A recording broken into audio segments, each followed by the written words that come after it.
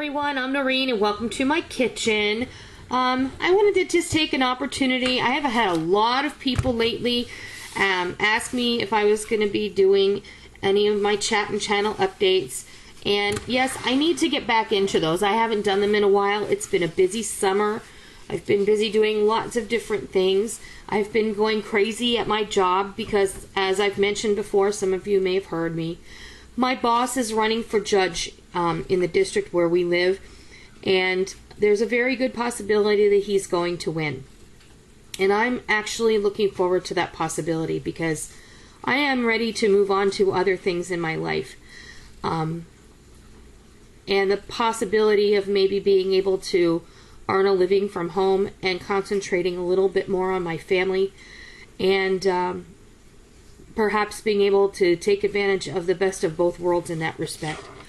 And that means more time to commit to what I have created here on my channel and with my website. And speaking of that, a lot of people contact me on a regular basis and say, "You have a website? I didn't know you had a website." Well, I do have a website, and I've had it for over a year, and it's called Noreen's Kitchen, and you can find it simply by going to www.noreenskitchen.com. And I have many recipes there already, and I am in the process of coordinating the recipes that I have posted on my YouTube channel here, as well as putting them on the website in full written form. And then my ultimate goal is to also have many other written recipes that I haven't done videos on yet on the website, so that you can have things to pick and choose from. And then that leads me into my cookbook. Some of you may or may not know that last year I wrote a cookbook, and it's called Noreen's Kitchen Holiday Helper. I'll put a link in the underbar so you can go check it out if you like. Right now it is an ebook. I'm in the process of exploring the possibility of doing a hard copy book. The ebook right now is just under $10. A hard copy book would be more than that, because a hard copy book actually has to be printed and bound and then shipped. So what I may do is I may just go ahead and publish some copies of it myself.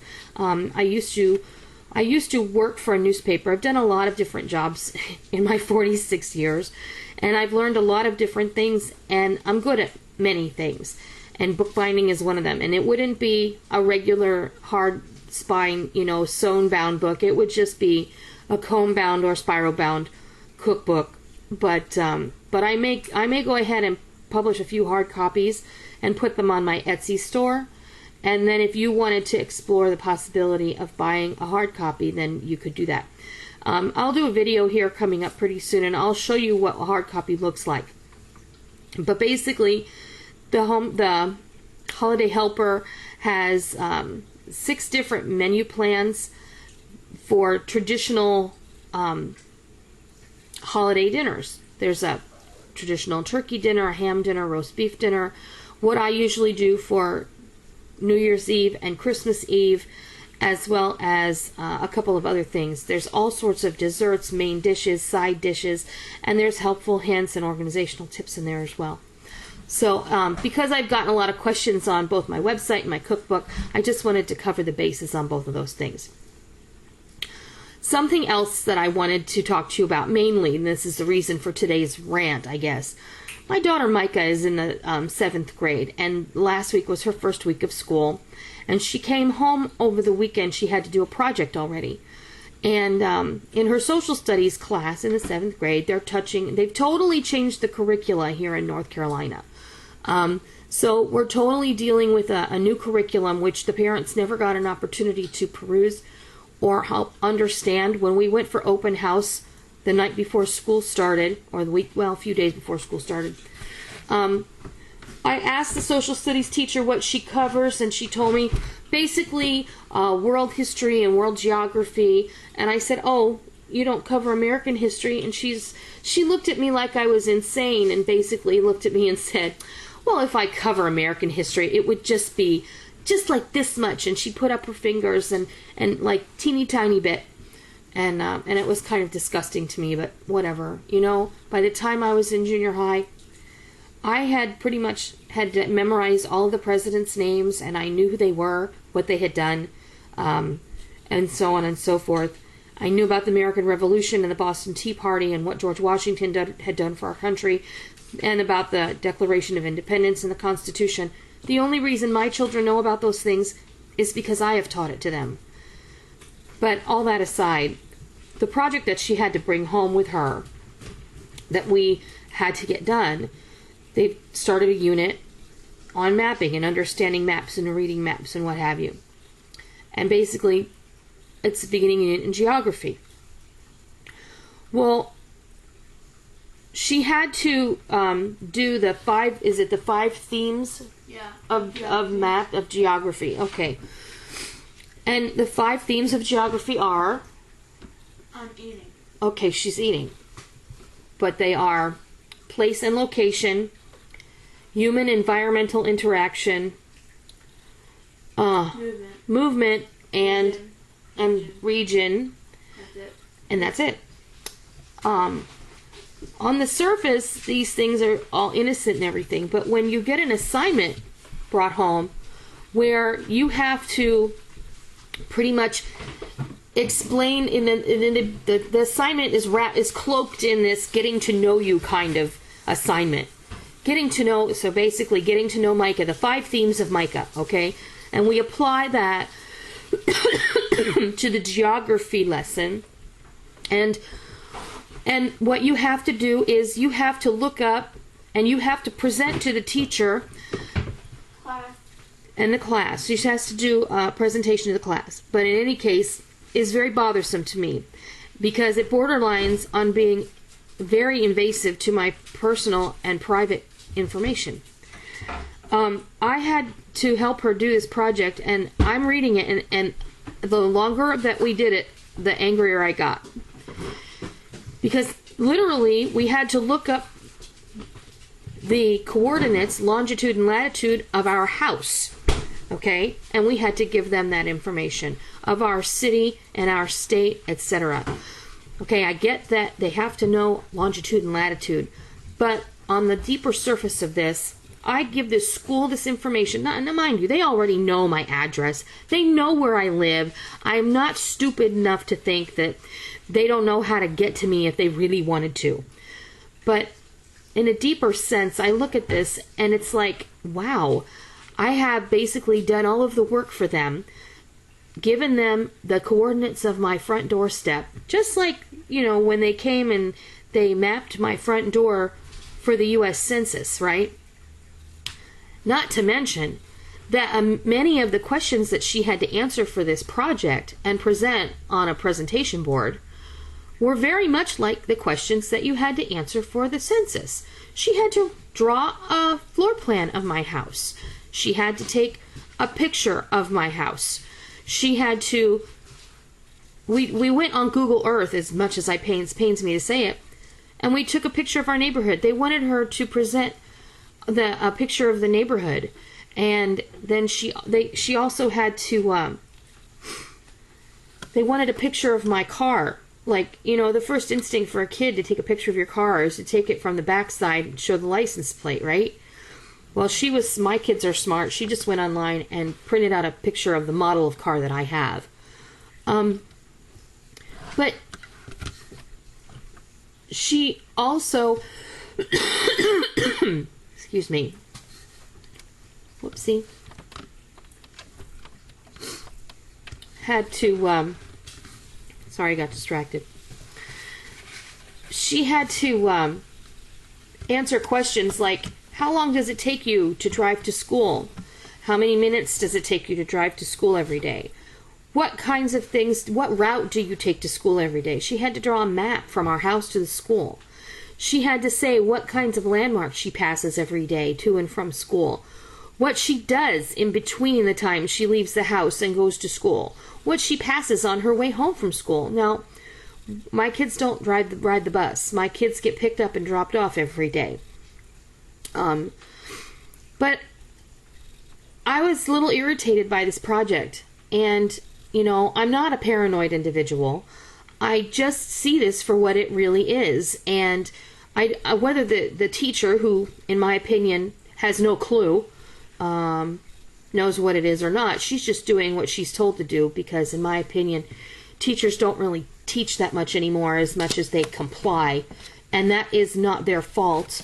It is the fault of the districts and the state, which are trying to turn our schools into indoctrination centers, and that's my personal opinion. Teachers get a bad rap. They are forced to do a lot of things. They have no creative outlet. They have little money that they're able to use to teach the children what they would really like to teach them. And as far as I'm concerned, the textbooks that they're coming out with anymore have very little to do with anything except indoctrination. They just really want to teach our children to be dumbed down and comply. When I look at what my children are learning, Micah especially, at the junior high level, she's in 6th, 7th grade, going to middle school. It is dismaying to me to see what their focus really is, and it's not really on what I feel is important. Molly, on the other hand, that's an exceptional situation, because she's not going to a regular high school. She's going to an early college, and that's a whole other ball game. I'm very pleased to see what Molly is doing. They're working the hell out of her, but it's all going to be worth it in the end. But I don't know. What are your thoughts on what I just told you about Micah's project? I would be interested to know what you think about that, because to me, it's just a way for them to get more information, and really invasive information. And it's nobody's business what car I drive, even though I drop her off and pick her up. They know what cars we drive. If they really wanted to, I guess the school resource officer could write down our license plate numbers and put it in a little log. But, and like I said, I'm not a paranoid individual. I am just concerned that, when does this stop? It's getting completely out of hand. How much more do they want? Do they want to come to my house and inspect my kitchen, or or my home in general? I mean, where does it stop? Because nothing surprises me anymore, and it just bothersome to me. But moving on to another. Let's see if I can pull this up for you here. Yesterday was Labor Day. And we had seen a lovely little post on Facebook. And let's see.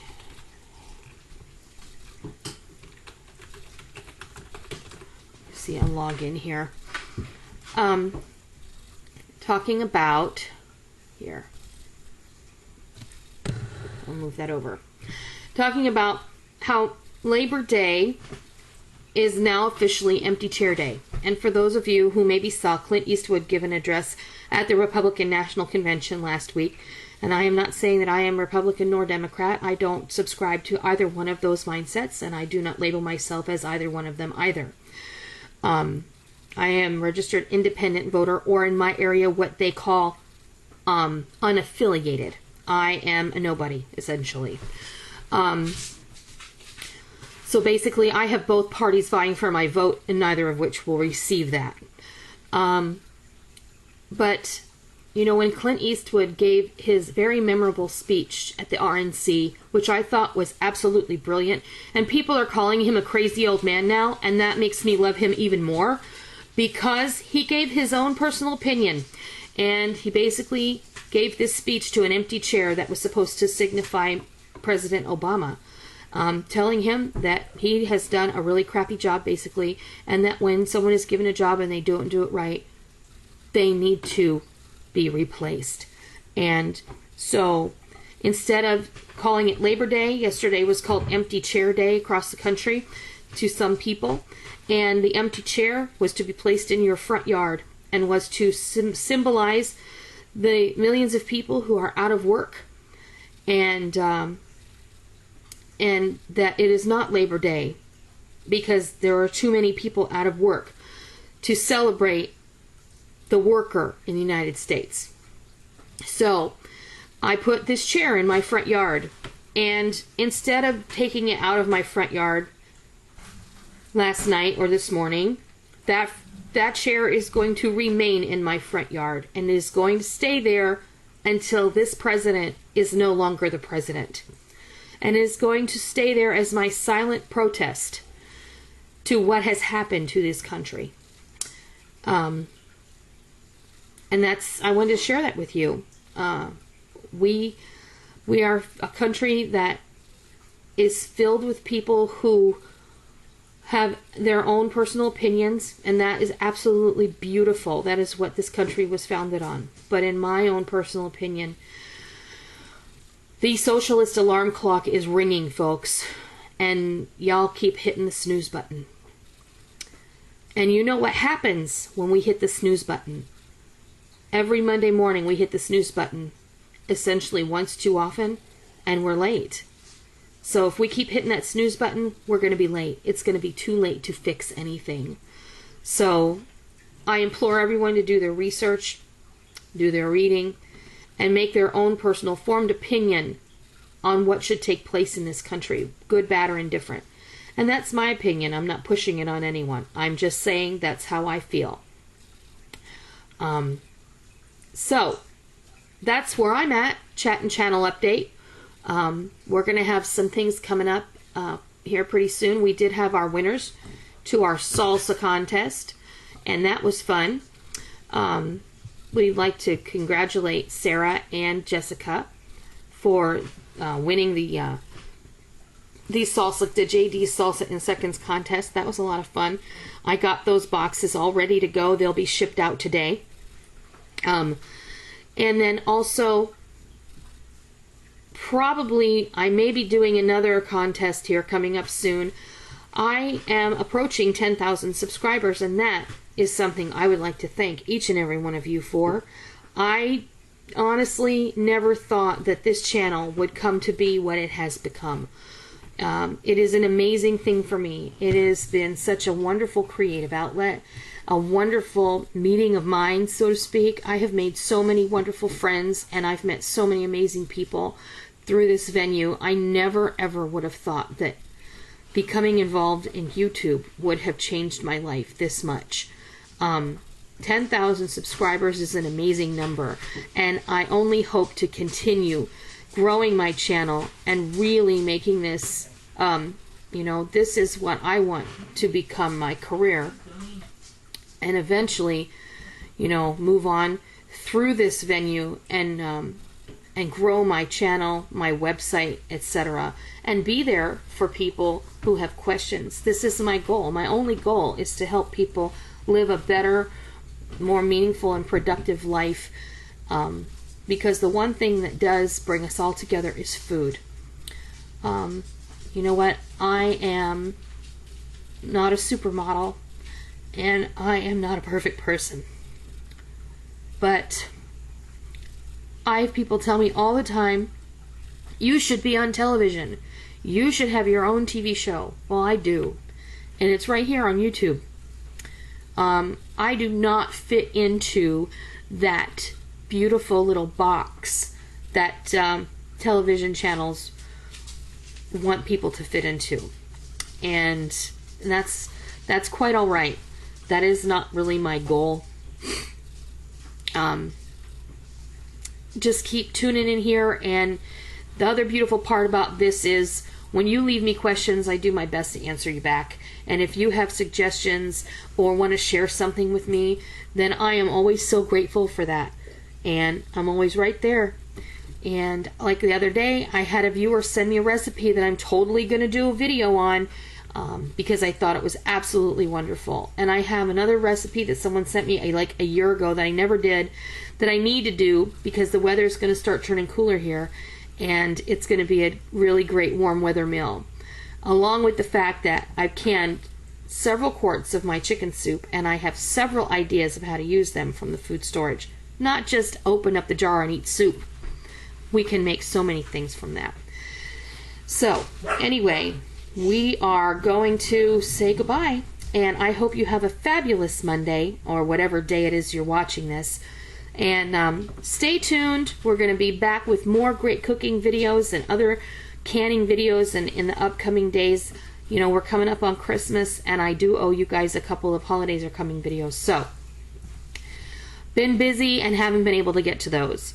In any case, I thank you for stopping by my kitchen, and I hope you have a great day and a great week. And until next time, I'll see ya.